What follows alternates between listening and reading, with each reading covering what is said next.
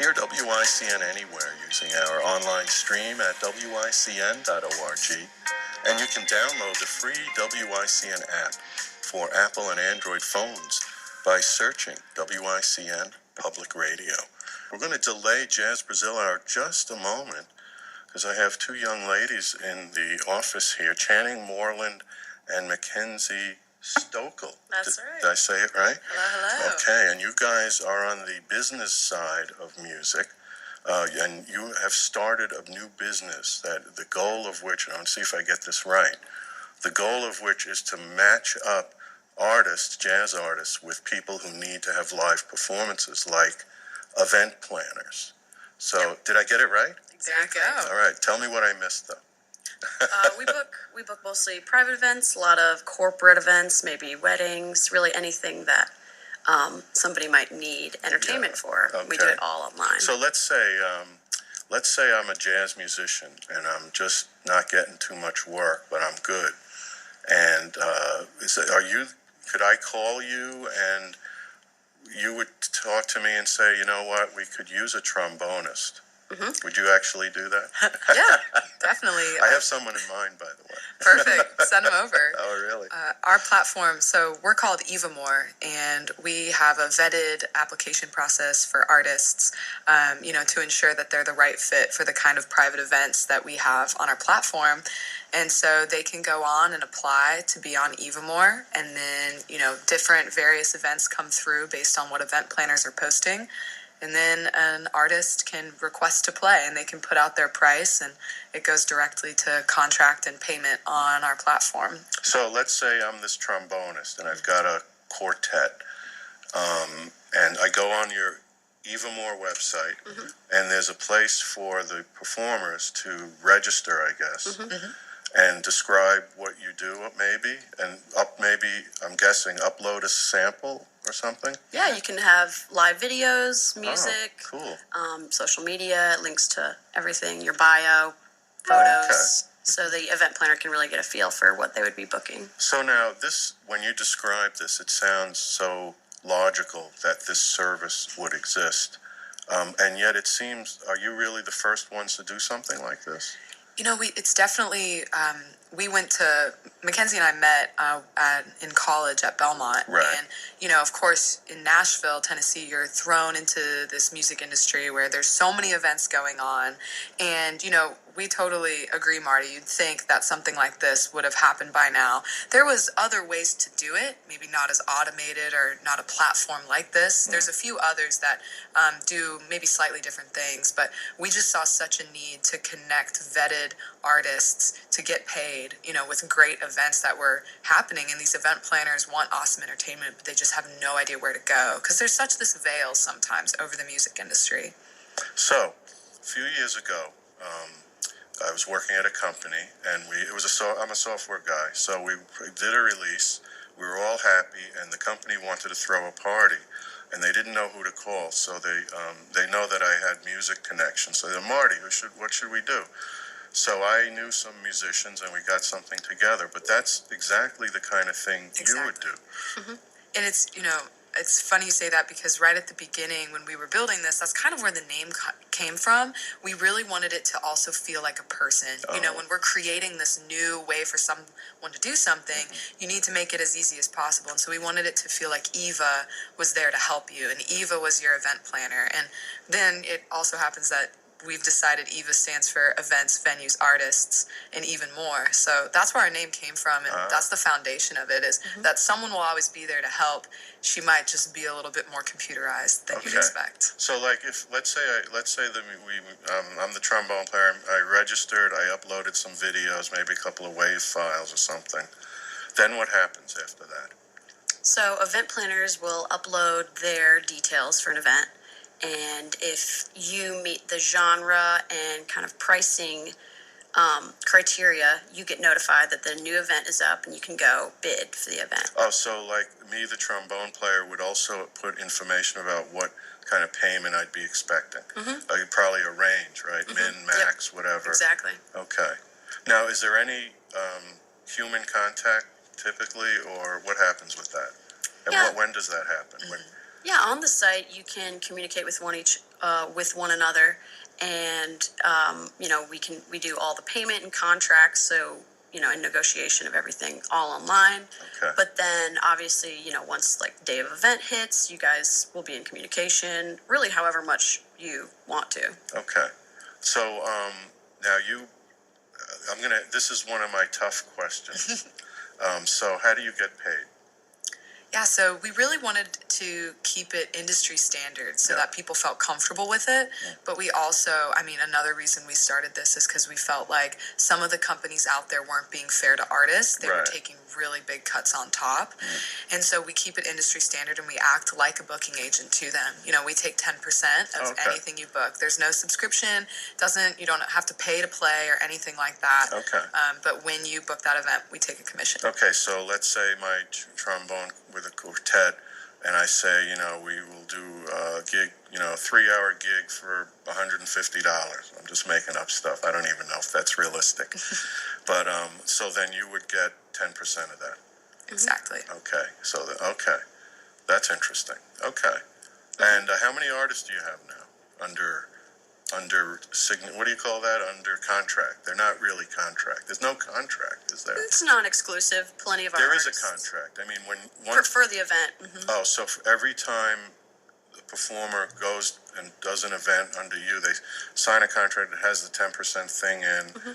It probably says things like, how they get paid and how long the gig should be, and exactly, like when they are supposed to show up, and with who provides anything that the people provide to them, the space or whatever. Yep, that's right. Cool. So how did you have a lawyer write that up? Yes. Okay. Definitely Yes, not we us. did. Our entertainment attorney. Well, that's good. For sure. Excellent. Now, is he on staff or just someone you go to now and then when you need his help? Yeah, he's definitely on our, board of advisors. Okay. But, entertainment attorney to get our performance contracts in line. But definitely someone we don't like to get billed from all the time. Right, of course. It's by the hour, I think. Right. Probably. But we've got about 100 artists in the Southeast. Okay. We're based in Nashville. Right. And so, that kind of covers all genres, different price points. So there's plenty to pick from when people are uploading events. So pop is probably I don't even know if pop is a genre anymore. It used to mean something. I don't know if it means anything, but does it? I mean, you're more in tune than I am. Like an event planner would say, I want, and give me some of the genres. They would say something like, this is what I want, something like, so what would they say exactly? They would say, I want a pop singer-songwriter, or I want an folk band. Well, they might say top 40. Is that still They could do that, or a cover band, a dance band. A dance band, Okay. a jazz quartet, Right. like you said, they can be specific. That's cool. Something we're seeing a lot is people are really loving, funk and Motown. Yeah. And they're just, they're wanting, we'll see a lot of like pop, funk, R&B, Motown. We're like, that's a lot of different things, but we've learned what they really mean when they're saying that. Everything blends together now. It really does. So how many of the contracts you do involve a vocalist, for example? Half? More? Probably more. More than half, yeah? More than half. I'd say so. We, totally quartets and quintets. But we definitely have a lot of bands with lead vocalists. Cool. People love to sing along. So. Yeah, okay. And what, it sounds like events, obviously, that was the example I gave. Give me some other examples of the type of events that we're dealing with here.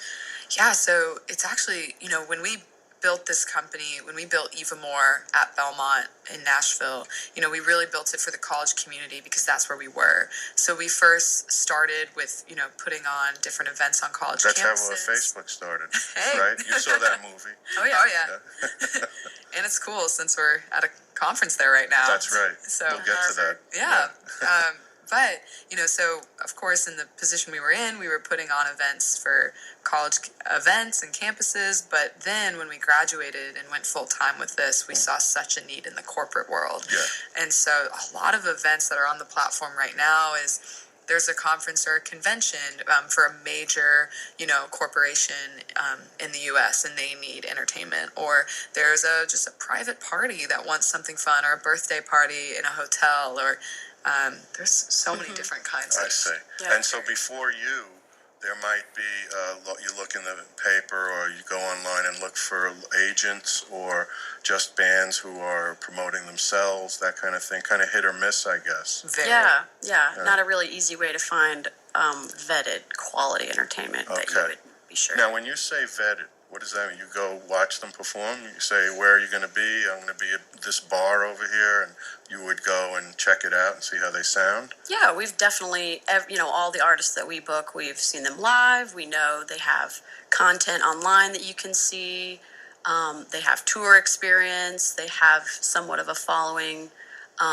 We know they're going to do a good job. And also, because it's private events, you have to be charismatic. You have to be working for somebody else, for that event planner. It's not just your show. Okay. All right, cool. So tell me about this conference here. But before you do, I have a question. Do you have any artists in this area? Like how many artists in the New England area would you say? So right now we really have built it, in the Southeast. That's what I thought. And in Texas. Right. We've just scaled to Austin, but really this is the year where our platform's up and running really well. We feel confident marketing it, so we're really pushing it in 2018. So I wouldn't be surprised, in the next 5 to 10 cities if Boston is one of them that we really try and push. So. And maybe after people hear this, you'll have some sign-ups. Absolutely. All right, so tell me about the Harvard conference. Yeah, what's going on with that? It's called MECON, Music Entrepreneur Conference. So music entrepreneurs from all over the country are getting together and kind of talking about how they got started, what it is that they do in the music business, and the audience is really aimed at students. Oh, cool. Mm-hmm. Okay. But you graduated. You're not students anymore. You could be teachers. Yeah. Because you've gone a long way now. When did you graduate, by the way? We graduated in 2016 in May, and that's been one of our biggest advocacies is, talking to students. We've been on a lot of panels and going to campuses to really talk about starting now, and anyone can, start a business. They just have to validate that idea, and you have to get started. It's the hardest part is to just take the leap. Right. And so that's really what we're promoting at MECON this year is, just really, if you have an idea and you feel like there might be an inkling to go and do something yourself, you really should, because it can turn into this. So you're giving us a talk. Yep. Oh, cool. Later today. Is it today, really? Yeah. What time is it? I think 3:30. 3:30. Now, people pay to go to this conference? They do, Yeah. but we actually, if anyone's feeling like a last-minute visit, we actually have a code. If they use the code Rising Entrepreneurs on MECON's website, musicentrepreneurconference.com, they can get a ticket for $20 instead of $150. Okay, so that's MECON? Yeah, and the link is musicentrepreneurconference.com. Okay. And they can go to the general student ticket and they can put in the code Rising Entrepreneur, and then they can go for a lot cheaper today if they want to get over there. Excellent. Yeah. Now, I get the vibe that you guys are loving what you do, right? You look so happy and fulfilled. When you were in school, you took a lot of business classes? We both started, Channing was a songwriting major, and I was a music business major. But once we started really building this company, we figured we should probably take some classes and really learn. So we picked up the entrepreneurship major as well. Well, cool. So got some more business. Well, that must be fun. And your teachers must be way proud of you. Do you hear from them, any of them? Yeah. They are a huge support system, and really just, everyone, we talk about it a lot. Nashville is such an incredible community, and very genuine to lift you up and help you get your business started. There was such a community behind us the whole process, and still is. So it's we're very fortunate. Cool. Thank you for joining me. That's Channing Moreland and Makenzie Stokel. Did I get it right? Thank you so much. And it sounds like you're doing a great thing for artists as well as event planners. I'm not as worried about them. I'm more worried about the artists. But it sounds like you're really on your way. So good luck to you. And thank you so much for coming in. Really appreciate it. Thanks so much. Okay, take care. Yeah. All right, we're going to continue with Jazz Brazil Hour now, right here on the Sunday Jazz Brunch.